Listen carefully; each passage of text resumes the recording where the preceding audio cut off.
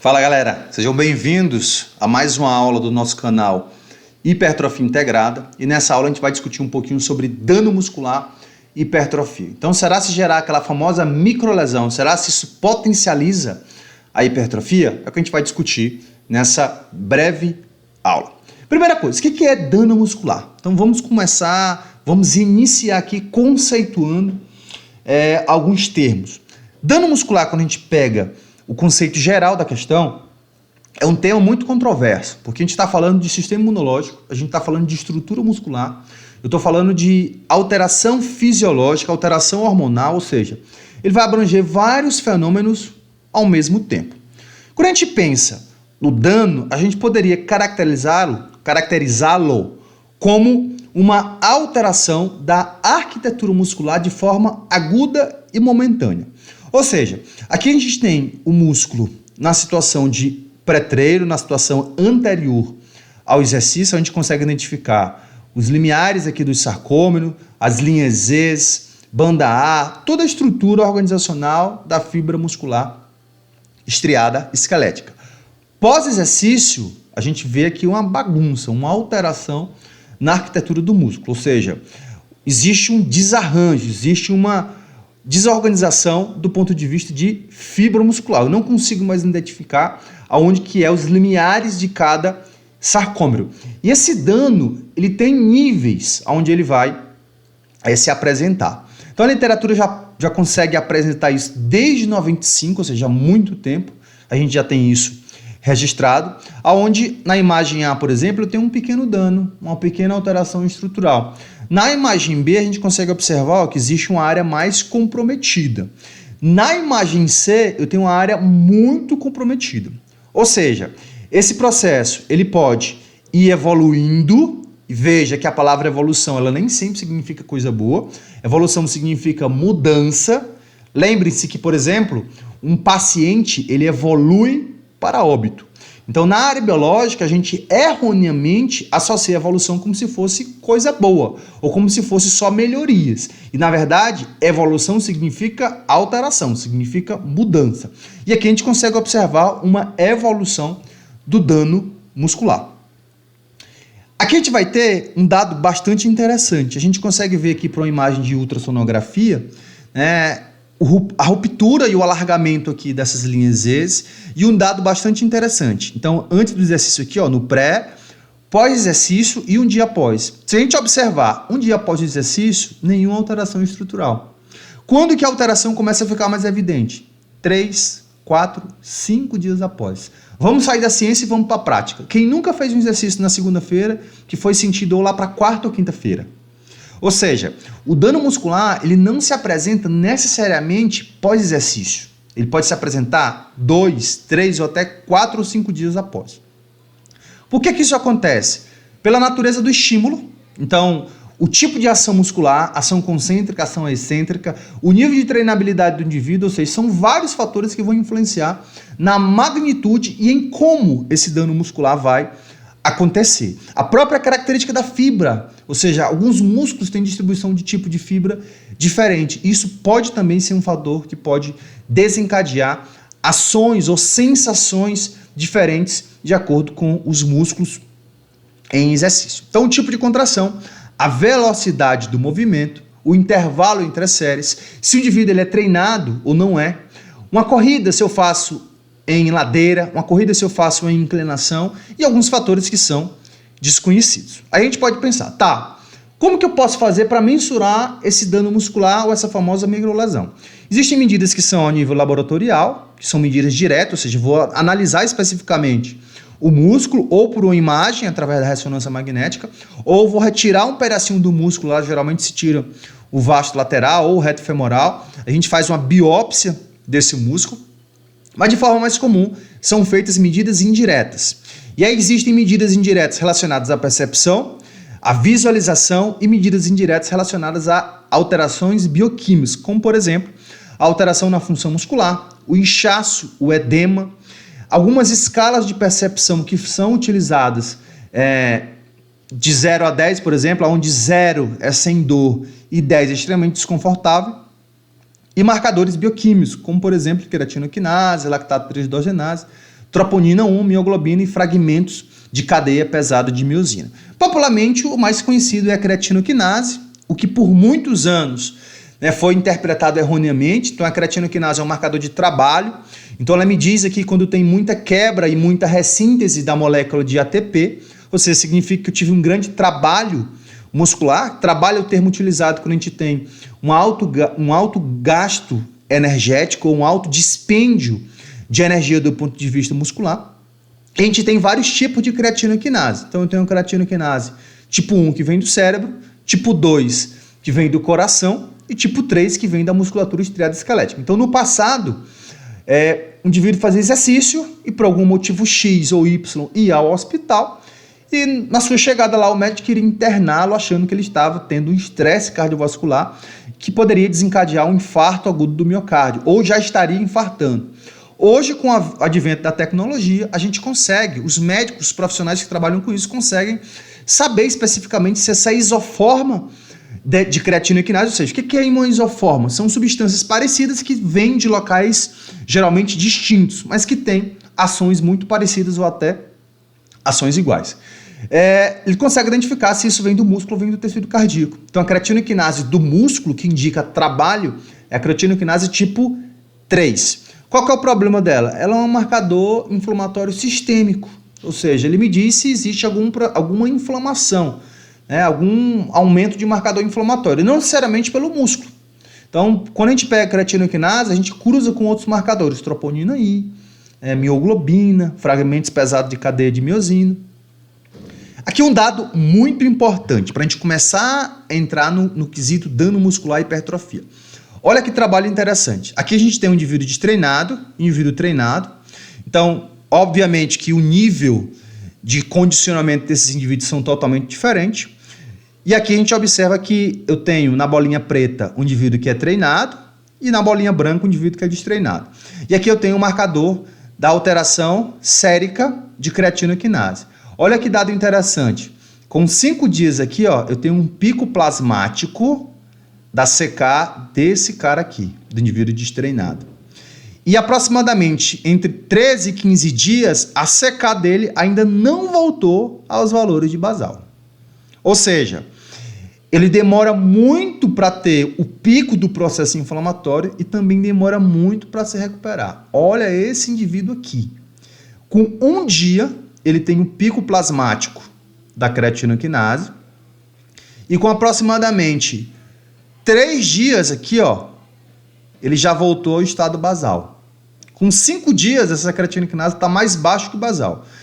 Que informação que a gente tira disso? Primeiro, o indivíduo destreinado ele é mais sensível ao dano muscular e ele não se recupera com tanta facilidade. E o indivíduo treinado, ele é mais resistente ao dano muscular e ele se recupera com mais facilidade. Ou seja, é totalmente contrário o que acontece no músculo do indivíduo destreinado e no músculo do indivíduo altamente treinado. E aí a gente vem e lê ou ouve muito essa frase. Descer devagar, isso gera maior microlesão, e mais microlesão gera mais hipertrofia. Então veja que são 2 afirmativas.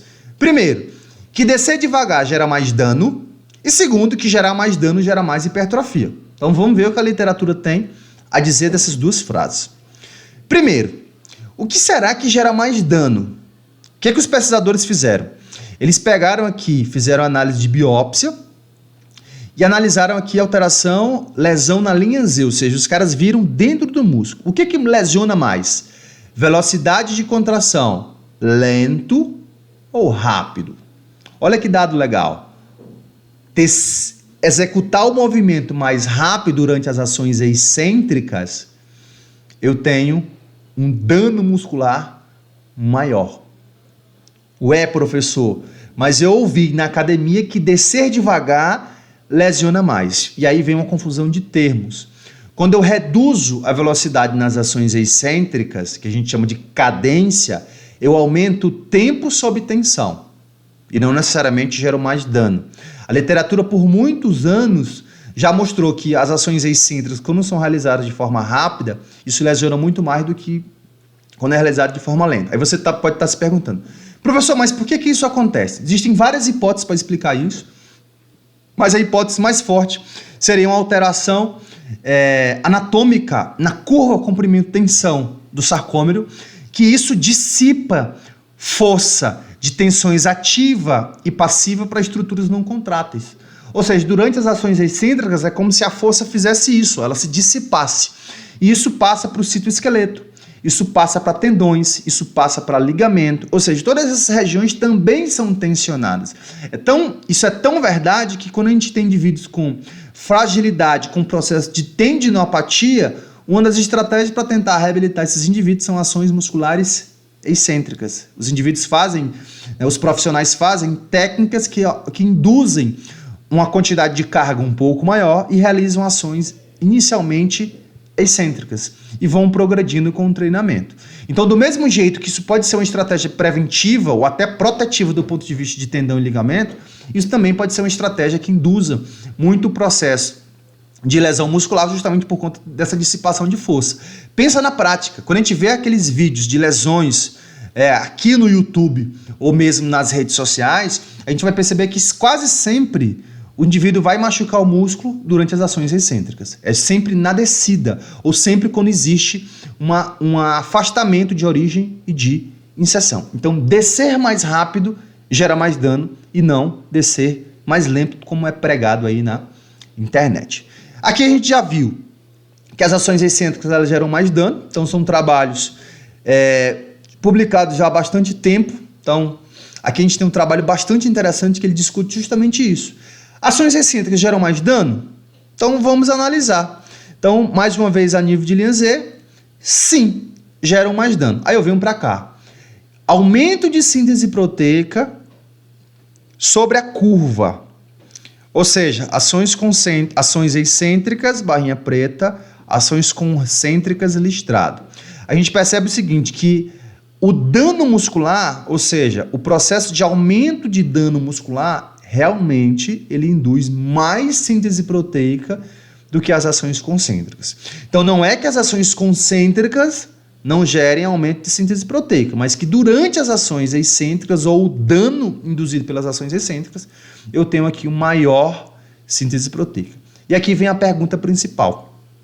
Será se esse dano que induziu maior síntese proteica, ele gera mais hipertrofia? Porque a minha preocupação é o quê? Será se a minha microlesão da academia está induzindo um processo de hipertrofia? E a resposta é não. A gente vai ver por quê. Então perceba, vamos estabelecer o raciocínio, retomar o raciocínio. A gente viu que descer mais lento não gera mais dano, e a gente viu que apesar do dano gerar mais síntese proteica, essa maior síntese proteica não significa necessariamente hipertrofia. Então vamos deixar claro uma coisa, síntese proteica é uma coisa, hipertrofia é outra totalmente diferente.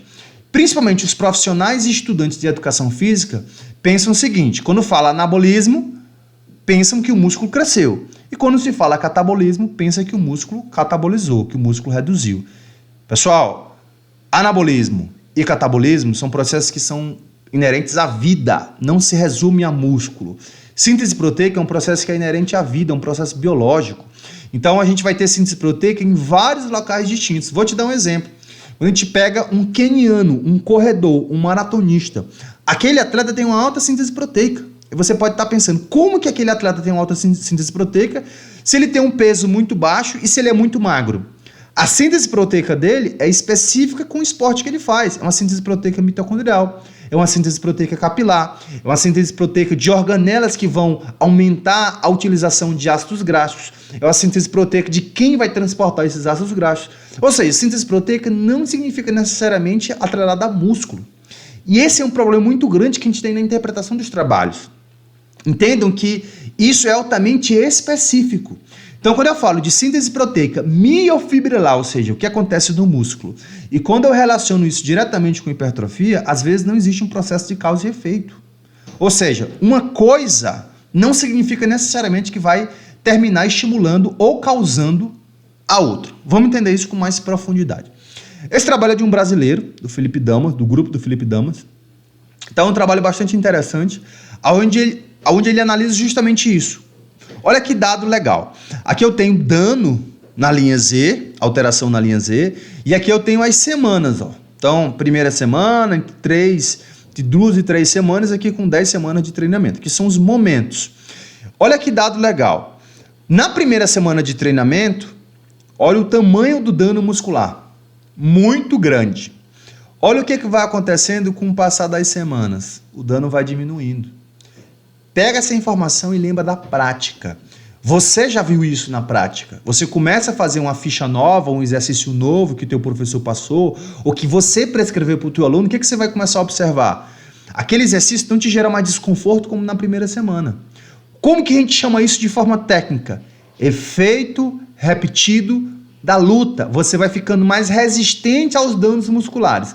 Lembra que a gente viu anteriormente que o dano muscular do indivíduo altamente treinado, ele é diferente do indivíduo destreinado? Ou seja, para você gerar um dano muscular no indivíduo altamente treinado, não é uma coisa tão fácil de acontecer. E aqui a ciência mostra que é justamente isso que vai acontecendo quando o princípio da continuidade ele vai acontecendo. Ou seja, quando você vai treinando, o dano muscular ele vai reduzindo. Beleza. Vamos analisar o seguinte. A gente já viu que na primeira semana eu tenho um alto dano, ou seja, o músculo está muito bagunçado, está muito alterado, do ponto de vista funcional e estrutural, e isso vai amenizando ao longo do tempo. Beleza. Será se aqui nessa primeira semana eu tenho mais hipertrofia? Vamos analisar. Foi o que os caras fizeram. Síntese proteica miofibrilar. Olha o que eu falei, o cara pegou o músculo. Beleza.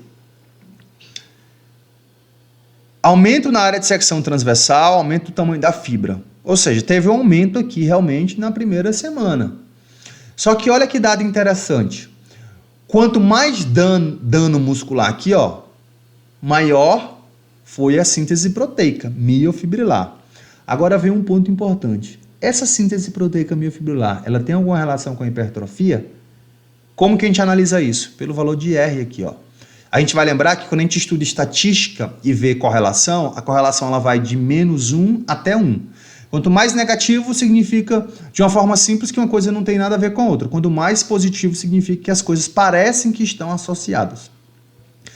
Olha que dado legal. Na primeira semana aqui, ó, apesar de existir uma alta, um aumento aqui na área de secção transversal, a correlação ela é negativa. Ou seja, parece que, apesar do músculo aumentar de tamanho, uma coisa não tem nada a ver com a outra. Aí você pode se perguntar, como que o músculo aumentou e a síntese proteica não tem relação com a hipertrofia? Esse aumento aqui, ó, ele pode ser edema da fibra, que a literatura postula como uma hipertrofia ou um inchaço momentâneo. Então, esse edema, ele pode confundir muito com a hipertrofia de verdade. E à medida que o edema ele vai diminuindo, a gente consegue separar o joio do trigo. E olha o que acontece na terceira semana. A síntese proteica diminui, o dano diminui mais de 50% comparado com a primeira semana, mas olha a correlação, ela fica positiva. Ou seja, quando o dano diminui, parece que a síntese proteica ela começa a ser direcionada para a hipertrofia. Olha na última semana, um R altamente positivo. Ou seja, parece realmente que quanto o dano está alto, não tem muita relação com a hipertrofia, mas à medida que o dano vai diminuindo, ó, a correlação vai ficando positiva. Deixa agora eu te explicar isso de uma forma um pouco mais fácil. Aqui eu tenho um gráfico, e aqui eu tenho em verde, ó, hipertrofia muscular, em amarelo aqui, ó, dano muscular. Lembra do que eu falei para vocês? Aqui são as semanas, embaixo, e aqui em cima a taxa de síntese proteica. Então, observa na primeira semana aqui, ó. O que tem mais nesse primeiro quadradinho aqui, nessa primeira onda, nessa primeira ondulação aqui? Eu tenho mais verde ou amarelo? Amarelo, ou seja, eu tenho um músculo com mais dano muscular. E olha o quanto de hipertrofia que eu tenho aqui. Muito pouco. Olha na segunda semana. Eu já tenho meio a meio. Eu já tenho mais ou menos hipertrofia, mas ainda tenho o processo de dano muscular. Olha na terceira semana. É onde as linhas fazem isso. Onde elas se relacionam inversamente. E olha que legal, eu já tenho mais hipertrofia e tenho menos dano. Lembra que a gente falou, quando o dano começa a reduzir aqui, ó, olha a linha pontilhada, o dano está alto, ele começa a reduzir, é que a hipertrofia começa a aumentar. Professor, eu ainda não entendi. Eu vou te explicar isso de uma forma um pouco mais simples. Imagina o seguinte, imagina que você vai fazer um exercício e você vai derrubar esse teu muro. Então o exercício que você fez lá na academia, você destruiu o muro. Ou seja, você gerou um dano no teu muro. O dano foi induzido pelo exercício. O exercício ele causa uma injúria muscular. Beleza. Aí você come, você quebrou o muro com o exercício, e você vai começar a chamar a galera para reparar teu muro, para fazer a regeneração do muro. E aí tem proteínas, células do sistema imune, aminoácidos, carboidratos, e a galera começa, beleza, o muro foi quebrado, eu tenho que construir esse muro agora. Então o que vai precisar acontecer? Eu vou precisar ter um aumento da síntese proteica. E aqui a síntese proteica ela dispara. Lembra que a gente viu nos trabalhos? Quanto maior o dano, maior a síntese proteica. Ou seja, quanto mais quebrado o meu muro tá, mais rápido eu tenho que mandar o pessoal subir esse muro de volta. O que acontece com o dano muscular nessa fase? Está extremamente alto. Só que o que acontece com a hipertrofia? Não dá para ter hipertrofia. Está extremamente baixa. Como que eu chamo essa fase aqui? Regeneração. Eu vou chamar a galera para tentar regenerar meu muro. Beleza. Passou um período, eles regeneraram meu muro. Aí eu venho para cá. Olha que muro bonito. Mas se você observar, o muro está um pouquinho menor do que na parte anterior, do que na fase de regeneração. Ou seja, nessa fase aqui, eu ainda tenho um aumento de síntese proteica? Aqui tenho. Como é que está o dano muscular? Mais ou menos. Eu ainda tenho dano, o dano não sumiu, mas eu ainda tenho uma quantidade significativa de dano. Como que está a hipertrofia? Bastante baixa. Não teve hipertrofia. Aí eu venho para cá. Olha que muro bonito. Um muro maior do que na fase anterior. Como que eu chamo essa fase? Reparação. Como que eu chamo essa fase aqui agora? Hipertrofia. E por que que o muro ficou maior e o muro ficou mais bonito? Porque nessa fase eu tive aumento de síntese proteica. Quem que reduziu nessa fase? Dano muscular. Quem que aumentou? Hipertrofia. Ou seja, se eu tenho muito dano muscular, se eu tenho o meu muro muito quebrado, eu vou ter muita gente trabalhando para reparar meu muro? Vou. Isso eu chamo de síntese proteica. O que não quer dizer que é hipertrofia. Nessa fase aqui, ó, eu não tenho mais o muro destruído, mas eu tenho a galera trabalhando ainda. Ou seja, é como se aqui teu pedreiro trabalhasse só para construir o muro de novo, para deixar o muro nessa condição, e aqui ele deixa teu muro uma fiadinha maior. Entenda uma coisa com essa analogia. Regeneração, reparação e hipertrofia são coisas totalmente diferentes. Então, o que a gente tem que aprender com essa aula? Síntese proteica não tem a ver com a hipertrofia. Observe que nessa fase aqui, ó, eu tenho uma alta síntese proteica e não quer dizer necessariamente que eu vou ter uma alta hipertrofia. Na verdade, eu nem tenho hipertrofia nessa fase. E segundo, que o dano muscular, apesar dele potencializar essa reparação do músculo, essa regeneração e a reparação também não significa hipertrofia. Como que a gente pega essa informação e leva para a prática? A síntese proteica do músculo, ela só começa a aumentar quando o dano começa a diminuir. Então, quando você leva essa informação para a prática, você vai pensar o seguinte: se você sabe que quando o dano muscular está aumentado, a síntese proteica para o músculo crescer está baixa, por que todo treino que você faz com o teu aluno é esmaga que cresce? É no pain, no gain. Todo treino é um microciclo de choque.